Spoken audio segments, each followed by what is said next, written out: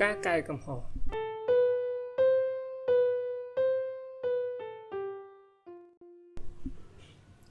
ការដឹងថាខ្លួនបានធ្វើខុសជារឿងងាយទេតែការពណ៌ត្រូវនៅទំហំនៃកំហុសរបស់ខ្លួនជារឿងកើតមានដោយកម្រគ្មានការស្ម័គ្រស្មោះកែកំហុសណាដែលយើងចាត់ទុកជាការរើខ្លួនរួចពីមនុស្សសម្បូរដោយភាពអវិជ្ជមានមកកាន់ភាពប្រសើរឡើយអាចធ្វើទៅកើតបាននៅពេលអ្នកបានប្រព្រឹត្តកំហុសមិនបានពណ៌ត្រូវនៅទំហំនៃកំហុសរបស់ខ្លួននោះ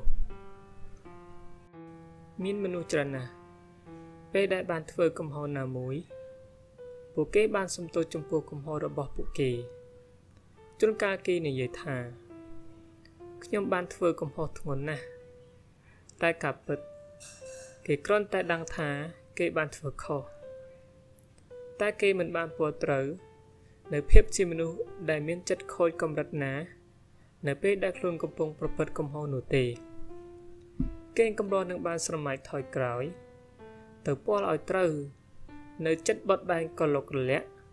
ចង់ឈ្នះចាញ់ភាពល្ងីល្ងើគួរឲ្យស្អប់ភាពមនាចេះចេះដែលមិនគួរឲ្យលើកលែងទោសរបស់ខ្លួនដែលជាចិត្តនាំគេឲ្យទៅពណ៌ត្រូវនៅទំហំកំហុសរបស់ខ្លួនគេនោះណាស់ម្ល៉េះហើយទោះពួកគេសំទោសព្រមទទួលកំហុសរបស់ខ្លួនក៏ព្រោះតែហេតុផលផ្សេងក្រៅពីការបានពណ៌ត្រូវទំហំនៃកំហុសរបស់ខ្លួនដែរការព្រមកែកំហុសព្រោះខ្លាចអំណាចឬព្រោះតែខ្លាចបាត់ប្រយោជន៍ណាមួយរបស់ខ្លួន